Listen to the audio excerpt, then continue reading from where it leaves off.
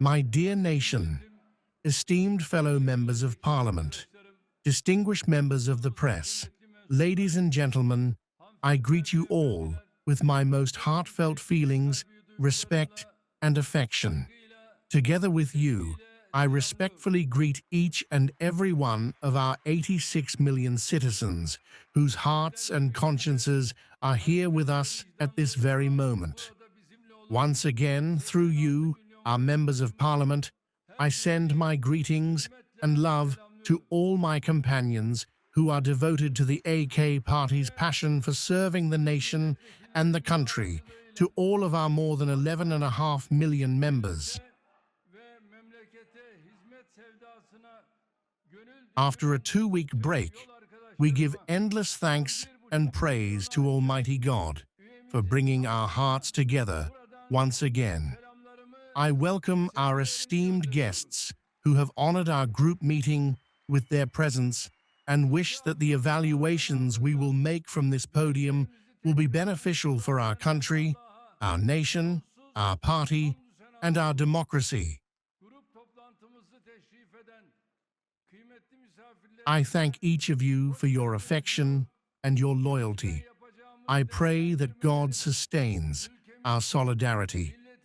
At the very beginning of my remarks, on the occasion of April 14th, the 20 Martyrs Week, I commemorate with mercy all our heroes who walked to martyrdom for the survival of our homeland, the peace of our nation, and the security of our state.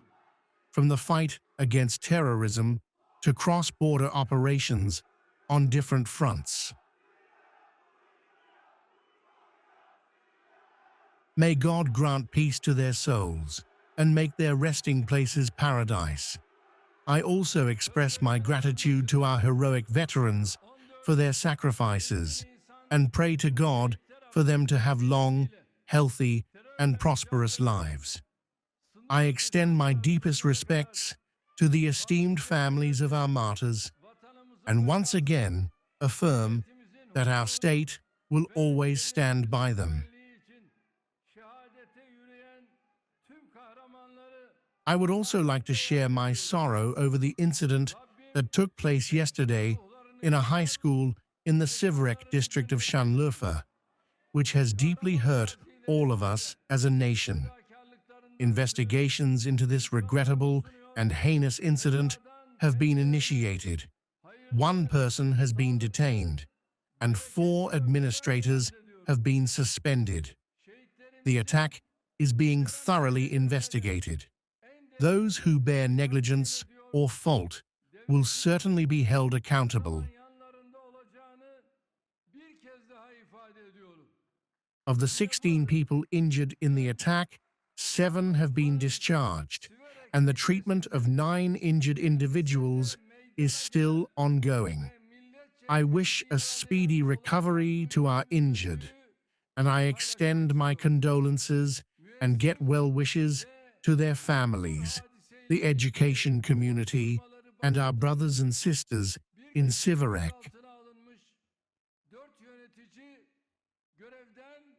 My dear brothers and sisters, esteemed members of Parliament, we are striving to use every breath we take to serve our country, with the great responsibility of being honored with the appreciation and support of our nation.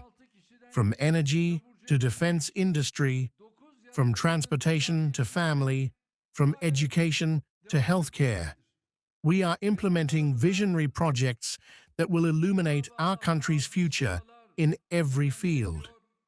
We are steadily, patiently, and resolutely advancing toward our goal of a fully independent Turkey in energy. Today, I must proudly state this. Despite the wars in our region, if our industrialists, producers, farmers, tourism professionals, and transporters have no concerns about access to energy today, it is thanks to 23 years of effort, struggle, and labor. Enriching our energy mix and increasing the number of supplier countries has been our priority from day one. In addition, with new investments in hydroelectric, wind, geothermal, solar, and nuclear energy, we have elevated Turkey to a higher league in energy. The greatest transformation, however, has been in exploration and drilling activities. We decided to carry out oil and natural gas exploration with our own means instead of the leasing method used for years. We then established the world's fourth largest deep-sea fleet. With our discovery in the Black Sea, we broke new ground. Currently, we are meeting the natural gas needs of 4 million households from Black Sea gas. By 2026, we will increase this number to 8 million households. By 2028, we will supply natural gas to 16 to 17 million households from our own resources. We continue our drilling activities in the Black Sea with our own ships. We are not only conducting exploration in our own seas, we are also offering these capabilities to friendly and brotherly countries. Esteemed members of Parliament, last Friday, a ceremony that made us all proud took place in Somalia. Our deep-sea drilling ship Chara arrived in Somalia to begin hydrocarbon exploration at the Kurat-1, well off its coast. Our Oruç race vessel had previously conducted seismic research over an area of approximately 4,500 square kilometers for 7 months and had reached promising findings. Now, with Chara, we say, God willing, and begin our first drilling. Another source of pride is that Kurat-1, with a depth of 7,500 meters, will be the second deepest offshore drilling in the world. Our naval ships Altan Korkut and Sankar will accompany Chara on this critical mission. In other words, the tasks we once depended on others for, we now carry out with our own ships, our own engineers, and our own workforce. As I always say, look how far we have come. Turkey has reached this point in just 23 years despite obstacles. Together with its citizens who write history and epics in a short time, Turkey has reached a level that is a source of pride for all the oppressed. Even if some in our country close their eyes to Turkey's achievements, our friends and brothers clearly see this. Likewise, our dear nation, with its profound insight, is fully aware of everything. Let me share with you the feelings of a young Somali brother who saw Chara up close. He said, "I still cannot shake off the impact of the Chara ship. Seeing it up close was a breathtaking experience for me, because Chara was like a massive moving city, huge, brand new, beautifully built, mashallah, almost like a work of art." Yes, we see these sincere expressions from the heart of a Somali youth as the most beautiful symbol of a strong Turkey and the brotherhood between Turkey and Somalia. As I always say, we seek not to exploit, but to win together. We wholeheartedly believe that Chara will bring good news to our Somali brothers. We wish our drilling ship Chara a successful and fruitful mission, and pray for success for its crew. Just as we rushed to Somalia's aid in 2011 when no one else was there, and just as we have never left our Somali brothers alone since then, We will continue to support Somalia's development struggle. Esteemed members of Parliament, we are going through very intense days in terms of both domestic and international developments. We are witnessing a period that embodies the phrase, "a single moment worth a century," by the late Cengiz Aytmatov. The global system, built on rules and institutions determined by the victors of the Second World War, is shaking economically, politically, and in terms of security, and what will replace it remains uncertain. Humanity is searching for a way out, a path to salvation. However, we cannot yet say that such a path has appeared on the horizon. Humanity's longing for peace, stability, security, and even a little tranquility is being undermined by those who feed on blood and chaos. The most recent example of this is the unlawful war that began on February 28th and brought our region to the brink of disaster. Over time, it has become clear who wanted the war, who provoked it, and who benefited from it. Our assessment from the first day regarding the role of the Zionist lobby has proven correct. As you know, on the 40th day of the clashes, a 15-day ceasefire was declared, thanks to the commendable efforts of our Pakistani brothers. Thus, after weeks, both the people of the region and all of humanity breathed a sigh of relief. We also expressed our satisfaction with this temporary ceasefire. However, the Israeli government's continued attacks on Lebanon dealt the first blow to hopes for peace. Unfortunately, the talks hosted by Pakistan over the weekend did not yield the expected results. Even if the table has not collapsed, the parties' statements indicate that the negotiation process, especially on the nuclear issue, has reached a stumbling point. We see tensions rising again in the Strait of Hormuz. We are making the necessary efforts and initiatives to reduce tensions, extend the ceasefire, and continue negotiations. As I have said before, negotiations cannot be conducted with clenched fists. We must not allow weapons to speak again instead of words. The window of opportunity opened by the ceasefire must be fully utilized. The Israeli government, which is known to be uncomfortable even with a ceasefire, must not be allowed to sabotage the process. My brothers and sisters, everyone must now understand this clearly. If there will be peace in our region, it will be despite this Zionist regime. If stability is to be achieved in our region, it will again be despite the Israeli government acting on the illusion of promised lands. If peace is to come to our blood-soaked geography, it will be despite Israel, which ties its security to the insecurity of others.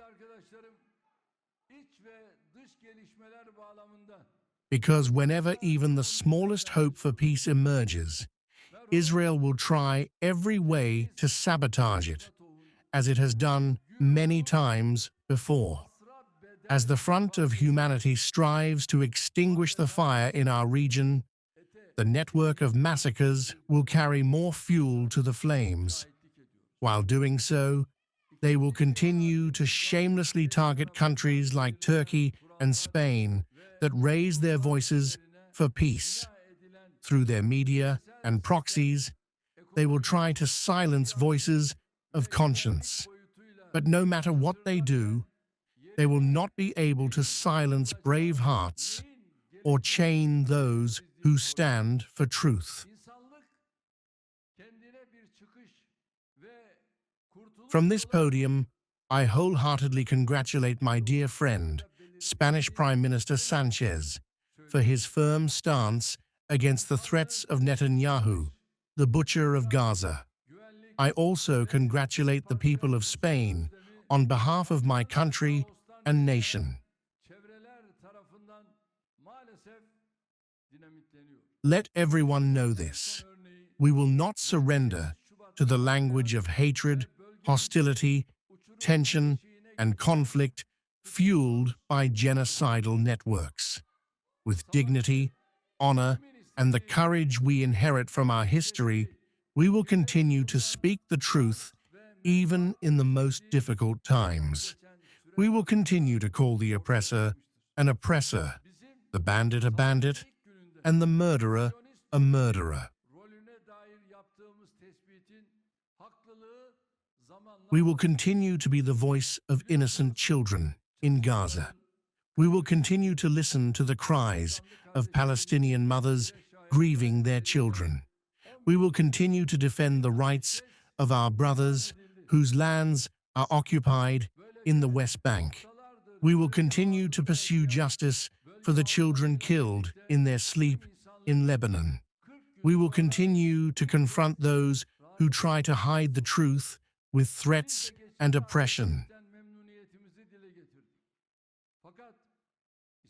Unlike those who owe their presence in this region to the favors of others a century ago, we will act with a sense of responsibility rooted in our 1,000-year experience in these lands. To those child killers who insult me and our country on social media, I remind them of some truths. The Republic of Turkey is not an ordinary state. No power can wag a finger at Turkey or its president. Let no one mistake our calmness and composure for weakness. Rather than living dishonorably above the ground, we consider it the greatest honor to lie beneath it with dignity if necessary. As Tayyip Erdogan and all my comrades, we are the children of a heroic nation whose national anthem begins with the word, "Fear not." We are members of a political movement of over 11.5 million people who have engraved these lines in their hearts. I have lived free since eternity. I will live free. Which madman would put me in chains? I would be astonished. I am like a roaring flood. I will trample my banks and overflow. I will tear apart mountains, overflow into the vast plains. If the West's horizon is surrounded by armored walls, I have borders like my faith-filled chest.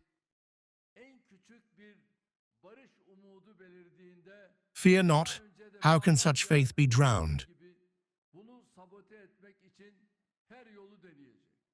What you call civilization is a monster with only one tooth left.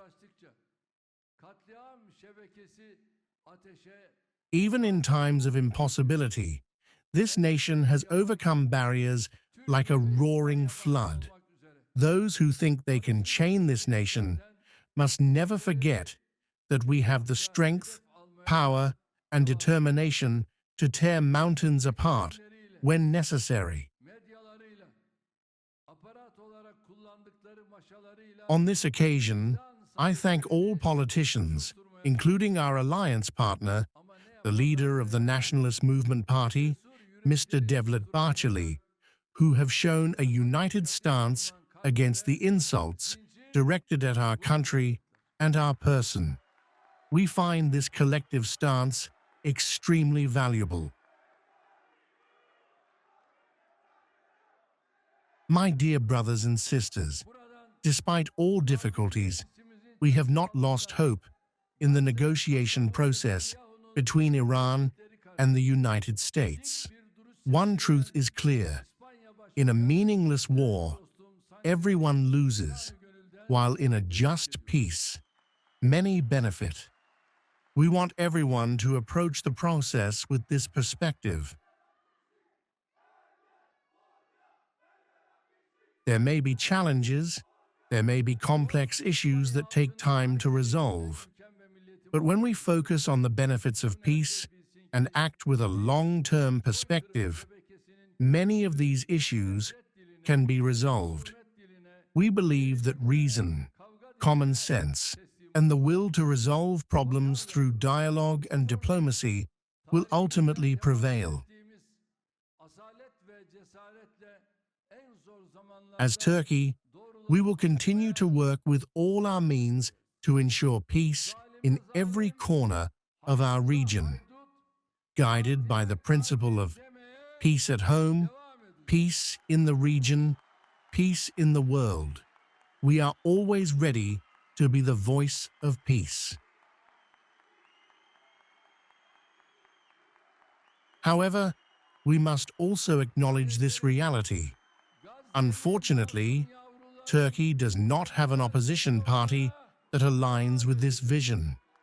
While Turkey is making great strides abroad, the main opposition exhibits a sense of inferiority toward the West, embarrassing our country internationally and condemning our people to incompetence domestically. While Turkey is experiencing a rise in global politics, municipalities governed by the main opposition are going through a period of stagnation. Let me briefly explain what I mean. Esteemed members of Parliament, this year marks the 150th anniversary of the birth of one of our nation's distinguished intellectuals, the late Ziya Gökalp. To better understand his intellectual legacy, we initiated efforts within the International Organization of Turkic Culture. As a result, 2026 has been declared the year of commemoration of Ziya Gökalp. Ziya Gökalp, described by Yahya Kemal as possessing a luminous intellect, was a figure who endured the hardships of thought. His writings and ideas continue to shed light on today's issues. Let me share with you these lines he wrote 104 years ago. During the Crusades, Turks and Kurds fought shoulder to shoulder against the Crusaders.